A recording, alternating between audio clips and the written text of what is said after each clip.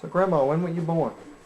I was born in Merritt, North Carolina, January the 5th, 1922, And you in lived a there? farmhouse. And how long did you live there? Do you remember? 20 years until I got married. You lived in the same house until you Yep, the got married?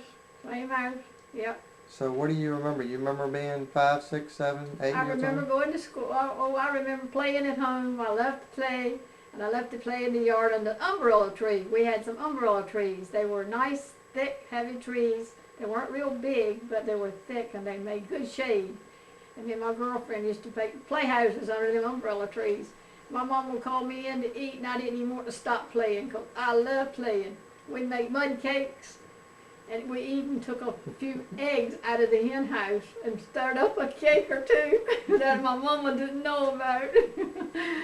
But I had a nice childhood. I did really did. I had a good childhood. And Who was this friend? Do you remember her name? her name was Marguerite Bright. Yes, ma'am. She lives in Portsmouth now. I see her usually when we go on at our anniversary. So this was before y'all started school, or this was?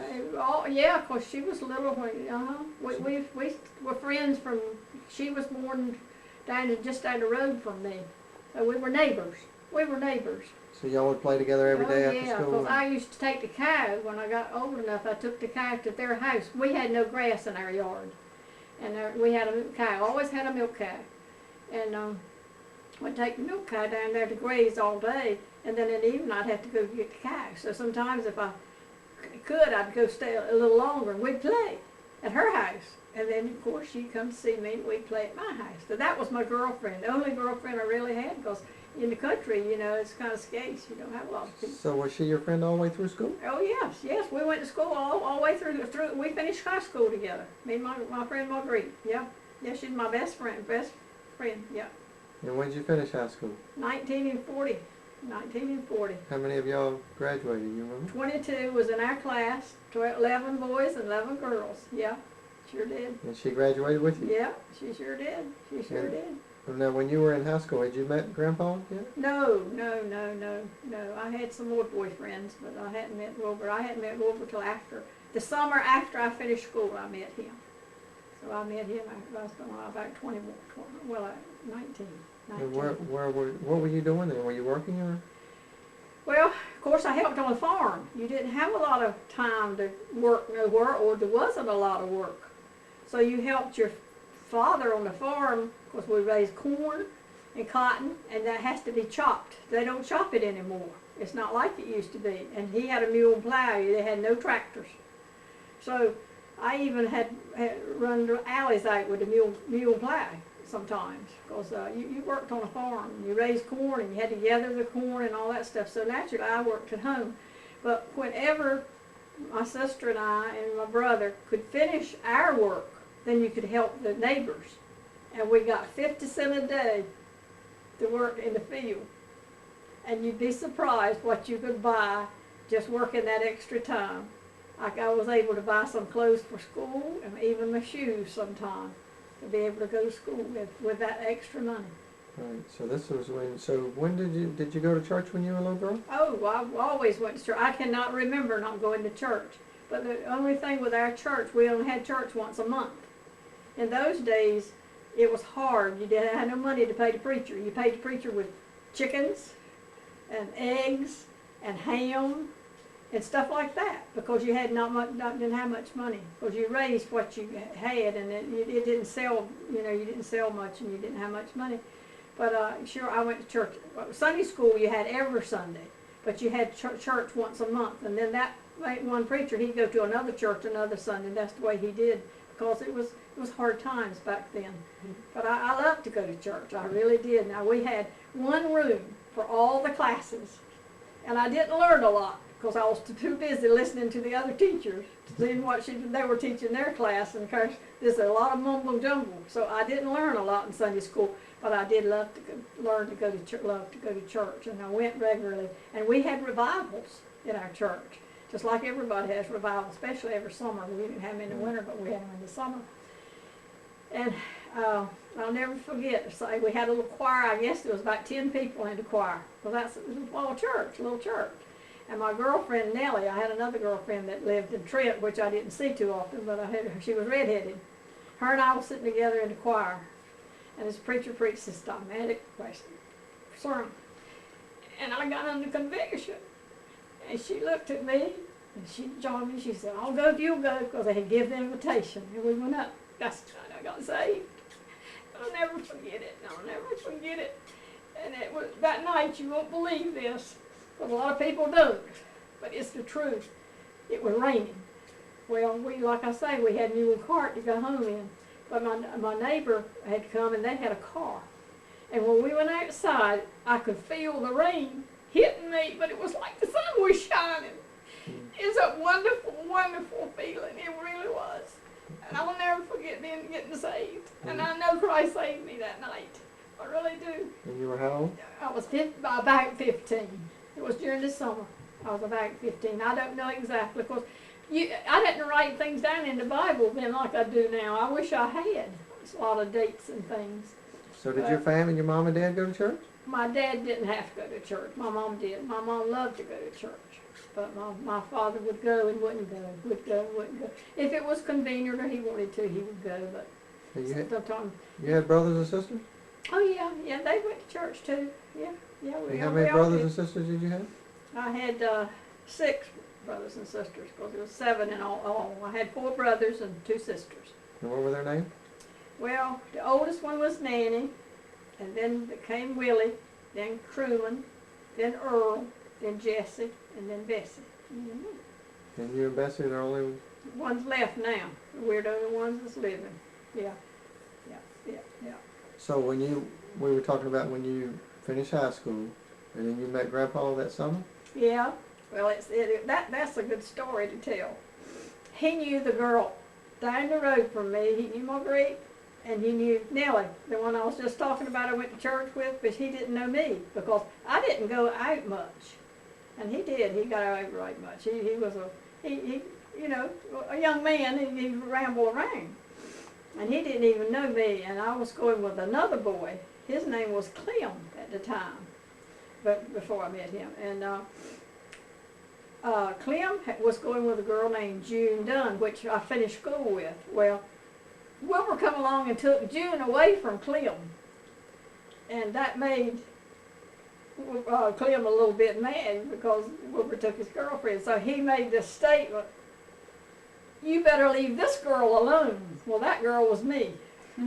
Well, it was like sick 'em dog to Wilbur, because that's what he did. He took boys' girls. He got stuck this time, though. And he came down, and he had a friend with him. He had a car, and his girlfriend and his sister. And I did know his sister. So he came down, and like I say, I was going with Clem at the time, and they came in, and they said, Clem weren't coming that Sunday afternoon. I only got to go ride with the boy on Sunday afternoon. That's the only time. Because that's the only time they had gas. They had to patch tires on Saturday to ride Sunday, even then. Because, like I say, we're poor folk. And anyway, he came in and said Clem weren't coming. Well, Sunday evening's ride was all I had to look forward to. The rest of the time I worked. So naturally, being young, I wanted to go for a ride. So I went. I'll never forget, on the way home, the other guy, his friends, asked Wilbur, said, "Hey, you got a date for next Sunday?" And Wilbur said, "Well, I haven't asked her yet," or something. I thought, he need to ask me. I ain't going with him no more. And he walked me up to this door, which was quite a ways from the road. And he got to the steps. He said, "Can I come next Sunday?" I said, "Uh-huh." And I never saw Clem no more. That was the end of Clem. And my mother said Clem came right after Wilbur picked me up that day. So he really told a fib to get me. But he really got stuck with me, I tell you. So that was the first started time. Dating from that? Yep, and went every Sunday. Every Sunday we went riding, and his friend had the car. So his friend's girl worked a little town not far from there, and she wanted to go see her mother, because she worked with housekeeping for somebody. I don't think her daddy was living. I think they were having it hard, and I think she had to work. And she wanted to go see her mother every Sunday. So we went to Messick every Sunday, every Sunday, every Sunday, every Sunday, every Sunday. That's where we'd go. But it was better than going nowhere, I tell you. So you met him right after high school that summer. Mm-hmm. When did y'all get married? In 42. When did you graduate from high school? 42. You graduated in got married in 42. So y'all See, I dated? got married in February of 42, and then my daughter was born December in 42. Betty was born the same year that I got married, because I got married in February, she was born in December. So y'all dated for a year and a half or so, and you got married in February. So you must have got pregnant. In 10 months, Betty was born. So that month, Right the away. first month you were married. Right away. But that's what you wanted. That's well, I said that would happen, and it did. But I mean, you wanted kids. Yeah, I don't know if I you wanted planned it. children. I wanted children. Yeah. And then how was it when you had her? What was that like? Well, I had her at home.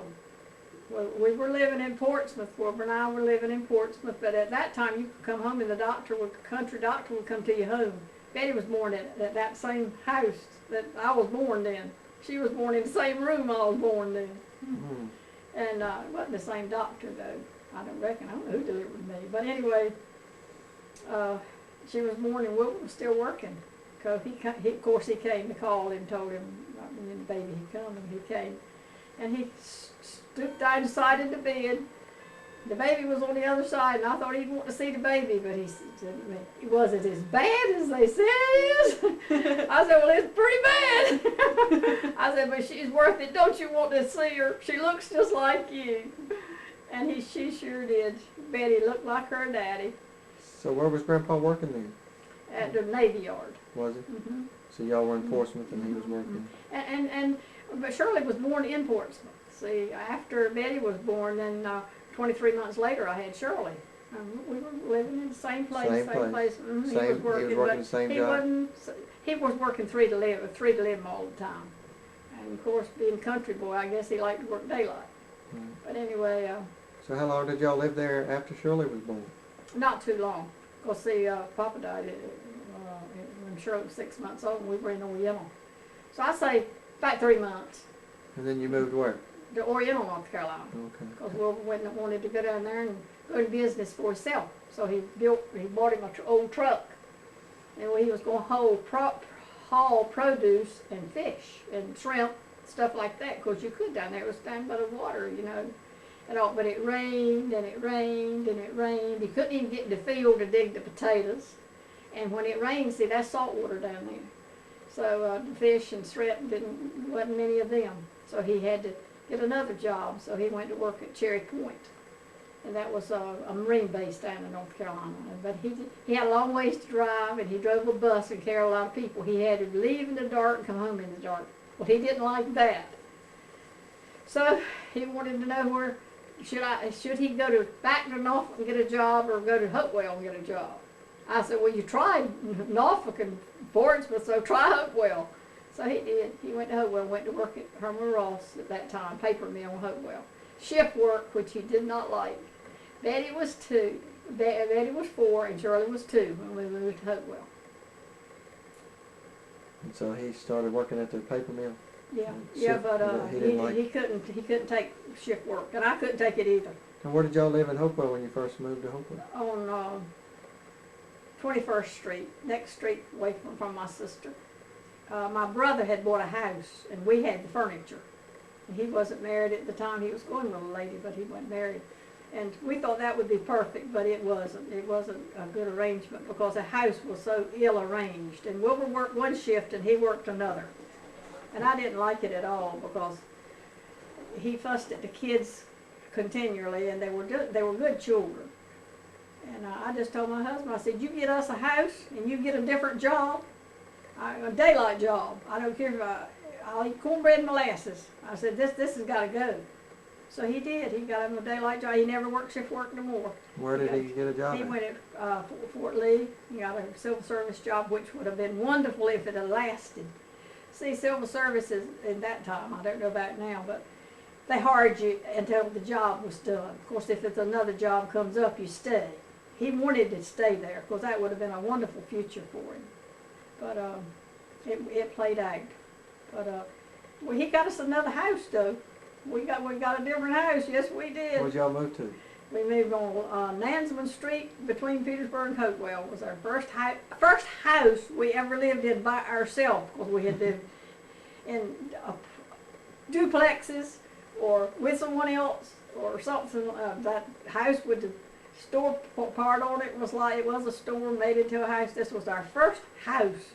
And oh, we were so happy there in that little house. But that doesn't last either.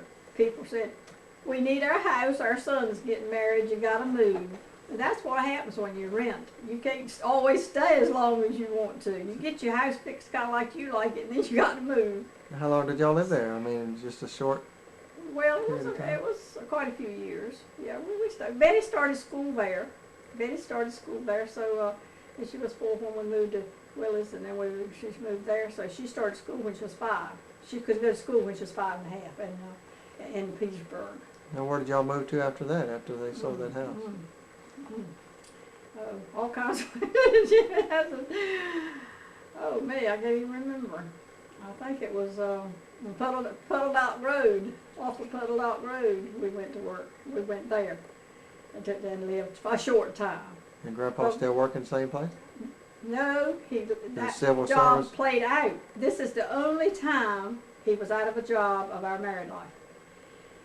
The job gave out at Fort Lee, and he tried to find a place to live, to work, and it was hard. It was hard. He had said before, people could find a job if they wanted one, he said, but when he found out he was out looking for a job, it wasn't so easy. But we so happened to have some money saved, and the Lord's so good.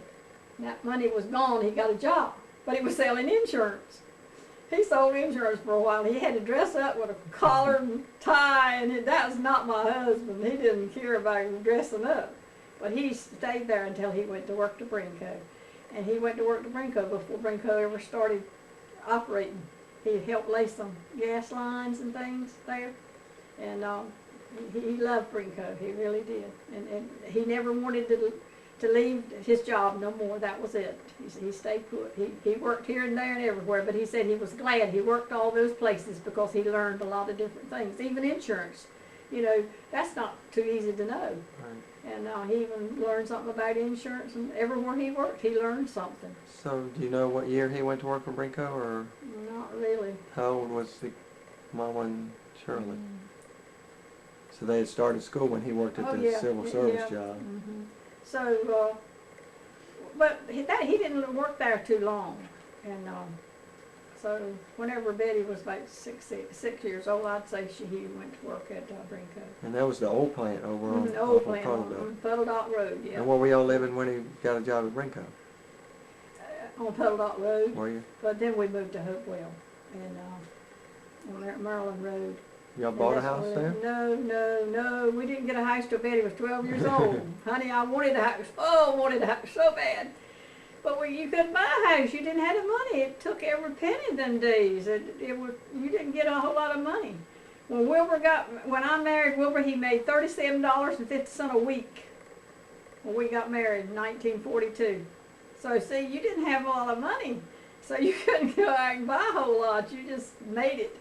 But when we were on Maryland Road, he got his first pension from the plant. He had never got a pension. You know, you get pensions today and bonuses and all this stuff. Well, it wasn't a pension. It was a Christmas present for Christmas. Like a Christmas bonus. He took that money and put down on some land in Woodlawn in Hopewell. We bought a piece of land, and then of course we paid for it gradually, like poor folks do. And then we got us a house on the land, and that was our first house on Roanoke Avenue. Betty was 12 years old, and Shirley was 10. Well, we've got our first house, and that was one of the happiest times of my life was when I moved in our own home, because I was tired of renting and moving. Because you get somewhere and then you got to move and all that. That's hard. That's hard. And how long did y'all live there? Oh. Well, we moved on Blackstone Street after that. We had a house built over there on Blackstone Street in Woodlawn. We like Woodlawn. And I got a chance to pick my own lots because we had this great big piece of land. And I had a chance to pick my own lot. And I got to pick my own floor plan of my house. I love that little house, I still do. And that's where Betty and Shirley We were living when Betty and Shirley got married. We were living on Blackstone Street. That So was they before we- finished school when y'all were living there, and then, They didn't finish school. They didn't. but they went to school when y'all Yeah. lived there. Oh, yeah, they went to high school while we lived on Blackstone Street. Yeah, they went to high school. Yeah, but they got married while we So lived they got married and left home, there. and it was just you and Grandpa. Mhm. Y'all lived there, continued to live there for a while? Yeah, until the new plant opened in Petersburg, or in Prince George rather. It was Prince George. And they didn't wanted Wilbur to go to the new plant. And he liked the old plant, but they made him go to the new plant. And he didn't like traveling from Hopewell to Petersburg. So he wanted to move to Petersburg because he liked to live close to his work. So he asked me, he said, at that time, my husband was really going to church with us. He didn't go to church before regularly. He would go and wouldn't go, would go and wouldn't go. Well, I did. I took the girls, and I always went to church. Everywhere I moved, I went to church and taught. In fact, I taught Sunday school for quite a few years. I don't even know really how many. But he was going to Broadway Baptist Church. Well, all four were. Me and the girls were in the choir. Wilbur was the assistant treasurer of the church, and we were so happy there. But he didn't want. He wanted to move again, so I told him. I said, well. In fact, he put it to me this way, which I could do a whole lot about it. He said, we'll put it on the market, and if it sells right away, we'll know it's God's will that we move to Petersburg.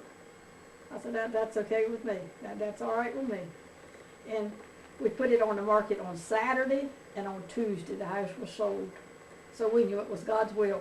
And it was, because I've enjoyed living in Petersburg, so that worked good. So that's when you moved here? Mm-hmm, that's right. And he was close to his work. In fact, he could walk to his work. He could walk through the back and walk to his work. Of course, there was no road through there, so he would drive around. But he could actually walk to his work, because Wilbur liked, he loved Brinco. He saw Brinco grow from that one building to, I guess they got a dozen now. They got a fish pond. They got all kinds of stuff down there for people for playing tennis and all that stuff. They got a lot of stuff down there for people. So did y'all build this house, or was it already here? It was here, because after we got sold that house on Blackstone Street so fast, we had to get out because people wanted the house. So we come over here and went to a real estate man. And he was taking us around. Well, after having two houses built ourselves, we kind of knew what we wanted. Well, Wilbur wanted a garage. Well, I wanted a porch, which was, they weren't having porches those days.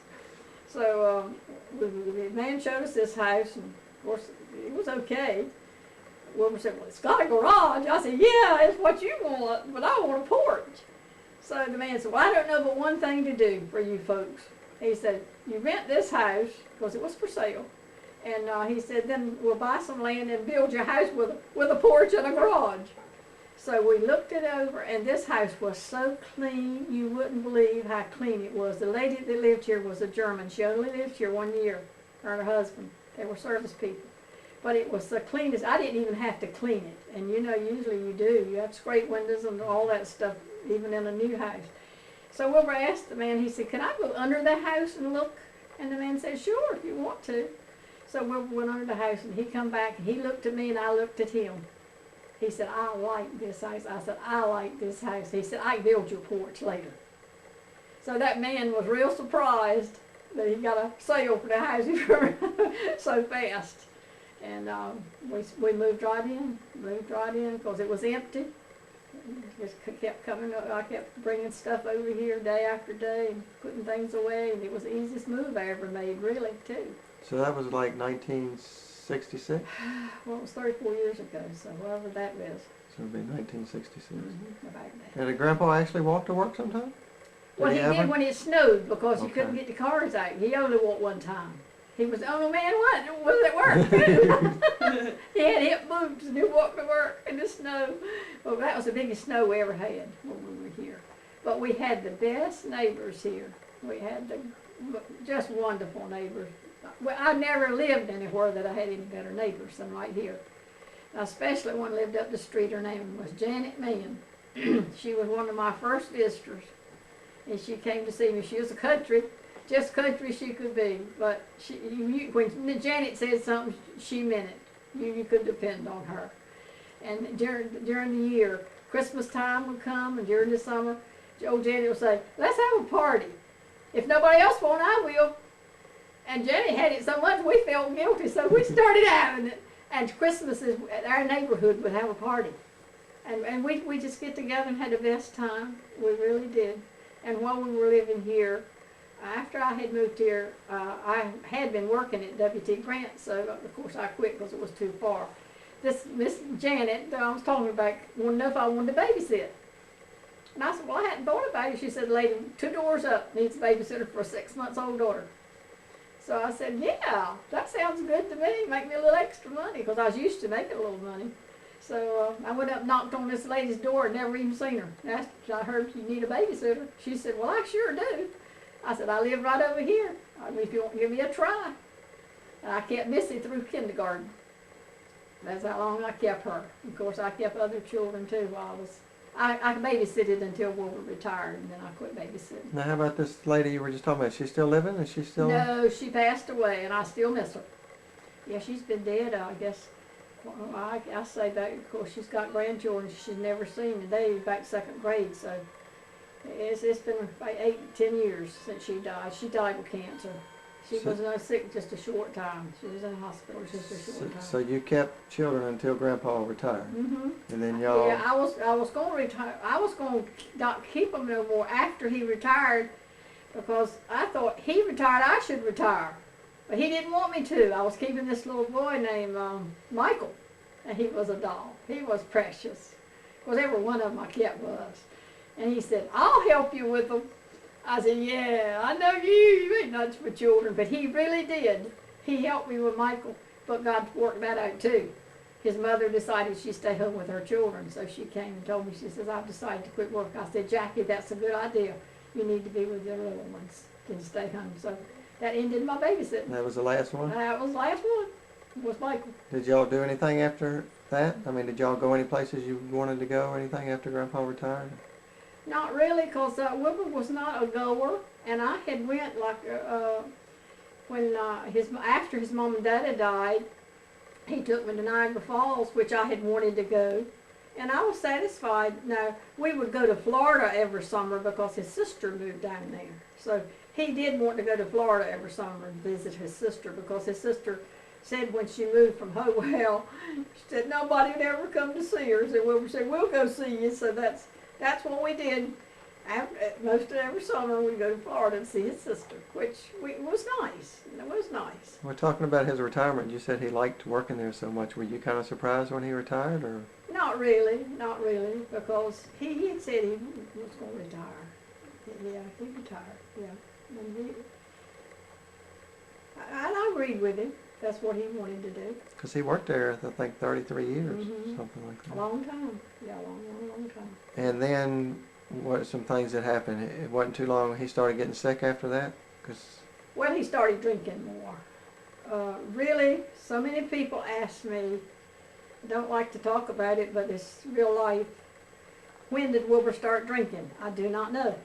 I cannot say, because I do not know. Wilbur was a loner drinker. He hid his whiskey.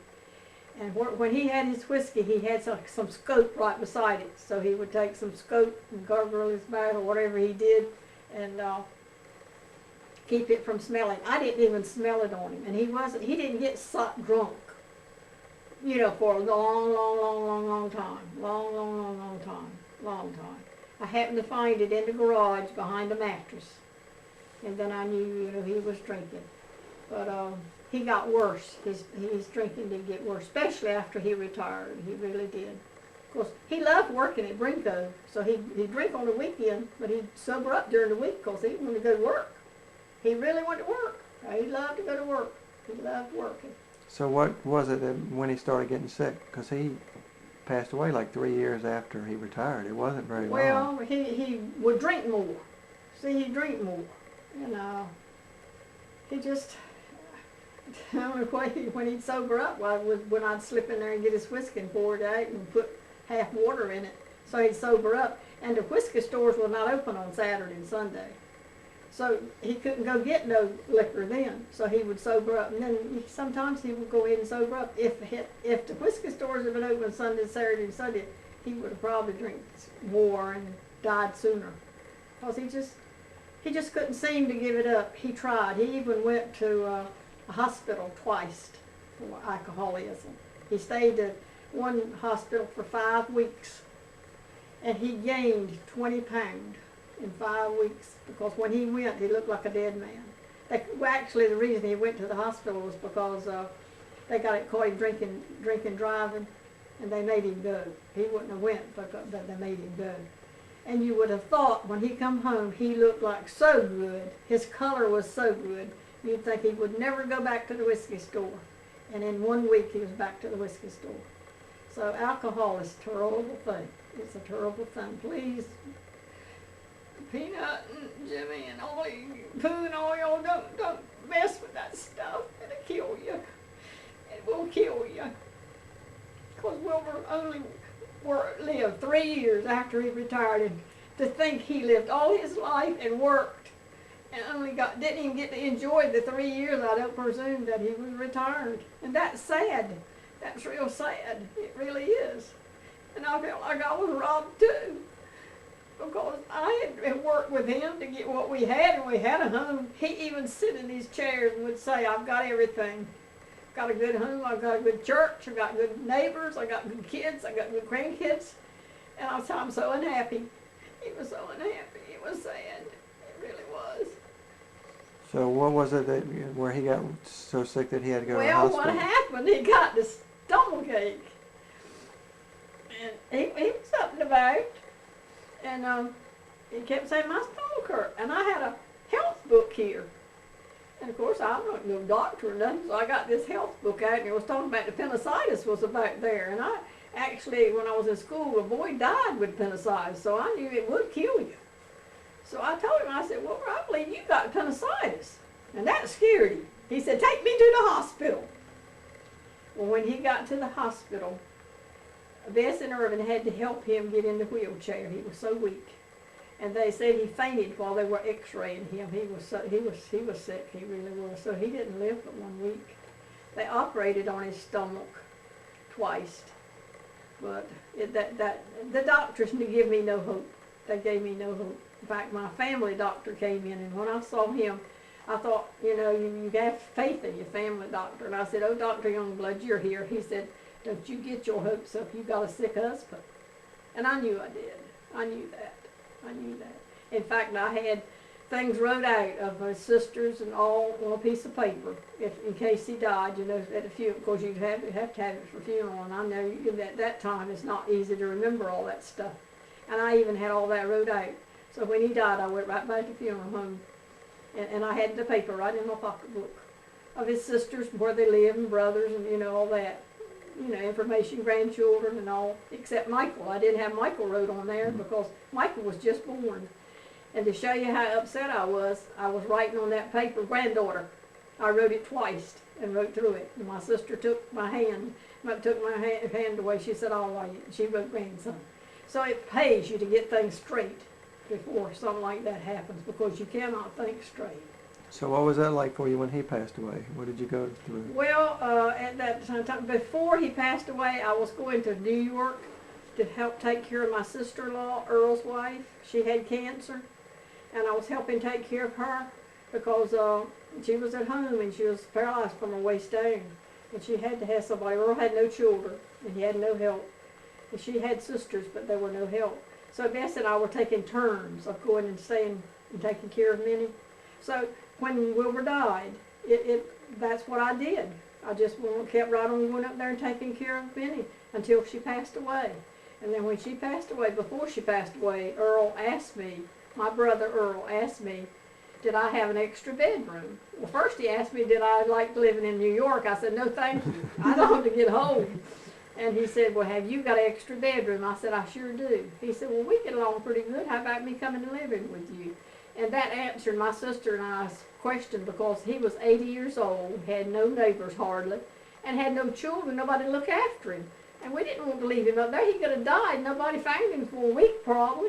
So that answered our question. He wanted to come live with me, and he lived with me about 13 years, almost 13 years. My brother lived with me 13 years. So did that work out? Y'all got It along worked pretty out good? good. It worked out real good. It worked out real good. I know he had a lot of changing to do because it's different here than it is in New York. Cause I know, remember he said, when he came, he said, well, I like shoveling snow, which he really did, and they had it up there. I said, well, Earl, I don't have snow, I got leaves. He said, I don't like leaves. And he did not like leaves. He didn't get to shovel much snow because we didn't have much snow. But anyway, So he he- helped a little bit in the yard. So he lived here 13 years until he got sick. Till he got sick. He had cancer of the throat, of the liver, I mean, lungs. But he was 90, how old? 3. He would have been 94 if he'd lived till April. He died in He- December. He'd get on the bus and go places when he lived? Yeah, go to the mall, yeah. He'd go to Kmart's and get his a coffee and a cheeseburger. Every lunch, that's what he'd buy, a cheeseburger and a cup of coffee. That was his lunch. So what was it like for you after he passed away? Well, it was kind of lonely. I mean, I had to kind of adjust, but it was nice. I don't mean it being mean, but I was able to eat when I wanted to go when I wanted to, stay long as I wanted to. Where if you got somebody in your home, you got to be home, fix their supper or whatever, you know. So I really enjoyed, and I still do enjoy living by myself. I love living by myself and doing what I want to do. I'll never forget the first time I went to North Carolina after Wilbur died. Because Wilbur was like AJ. He is so much like AJ. Time you get somewhere, he's ready to go. Well, I went down to North Carolina and I was visiting. I thought, gosh, I don't have to hurry. I can stay long as I want to. And it was nice to be able to do what I wanted to do because I have always more or less tried to do what others. Because when I was home, my mother and sister kind of told me what to do. When I got married, my husband told me what to do. So when Earl was here, of course, I kind of had to cater to him a little, not as much, but then I didn't have nobody. I could do what I pleased. So I have enjoyed living by myself. God has blessed me so many ways. He really has. So since Earl passed away and then Uncle Irvin passed away. Irvin passed away before Earl. My brother-in-law passed away. My sister's husband passed away before Earl. He passed away in October and Earl passed away in December, so there was not much difference there. So have you and her spent time together since Oh, then? we have just spent so much time together. So much time together. Has that helped y'all's relationship? I mean, y'all gotten closer? Yes, we're much closer now than we've ever been. Because we're a lot alike. We knew we were like a lot of us, like some, but we didn't know how much. Oh yes, we're a lot alike. We just get along great. We even know what the other one's thinking sometimes. And we agree. One can suggest something and the other one's right, agreeable with it. It don't matter what it is. Because we like the same things and we like to go in the same places. Yeah, my sister and I have had a very good relationship. We really have. So here recently you've been going through some stuff physically. Well, I've been having quite a few problems since Wilbur died. I've had 9 operations. So my health problems started. Of course, my hips were bothering me before he died, but I didn't have my operations till quite a few years after that because I waited till I had the hips operated on. And then from one thing into another, I had cancer to colon and I had to have that operated on. And so it's been one thing and another, but that was 7 years ago that I had the colon cancer and I had chemo. And so now I found out I've got cancer again, but it's in the stomach. So I'm hoping I'm taking chemo again, and I'm hoping I'll live 7 more years. Who knows? So That's up to the Lord. You had surgery a couple months ago, and that was pretty. Yeah. Well, I had to have. That's when they found out I had cancer in the stomach because I was having trouble. I couldn't. My food was not going through right, and they had to. My bowels were blocked. So they had to put a bypass in there, in my bowels. But it's cancer in there is what the problem is. So I have got cancer again. And you told me that's the worst surgery that you've had? Yeah. That you've gone through? Yeah, when I had that blockage taken care of was the hardest. Oh, my hips was a breeze. They weren't hard at all. The hip operations wasn't hard at all. No. So you're going through chemotherapy right now? Mm-hmm, yeah. And how does that make you feel? Well, I don't feel 16 or nothing like that, but my sister tells me I'm never going to feel like 16 no more, not look expected, so I guess I expected too much too fast, because I've always felt real good. I've always had good health, and although I've had lots of operations, my health has still been good. Generally, I don't have high blood pressure, I don't have sugar diabetes, I don't take medicine, I bet I take less medicine than anybody in Petersburg, unless it was an infant or something, because I just have never took much medicine. I never had to. And I've been, like I said, I've been blessed. So when you look back, I mean, how old are you today? 78. So I'm you're 78 years old today. When you look back over your life, and what are some things you remember about Just how God has took care of me in everything I needed, and most of what I wanted. Yes, sir. God has been so good to me. I've had a wonderful, blessed life. I wanted to be married, have children, and I had children. I've had grandchildren. Now I've got great-grandchildren. I'm waiting for another great-grandchild. I can't wait, because I love babies. I still love babies. I love babies ever since I can remember. Love little babies. Nothing no sweeter, no more precious. So is there anything that you'd like to say to your family as a whole, if we were all in this room right now? Well, I just love each and every one of you. I love you in a different way, because each one of you are different. God makes us that way. But you all are special. Each one are special to me. And I love you, and I just pray that I'll meet you all in heaven. And if you're not saved, please get saved. God died for you, and He will save you. All you've got to do is repent of your sins and ask Him. He's done the work. All you've got to do is just receive the gift. And it's not hard. It's easy. It's too easy. If you had to work for it, you probably would do it. But it's easy. It's just a gift. Please be saved if you're not saved. Because I want every one of y'all to meet me in heaven, because I love each one of you. Okay, that's it.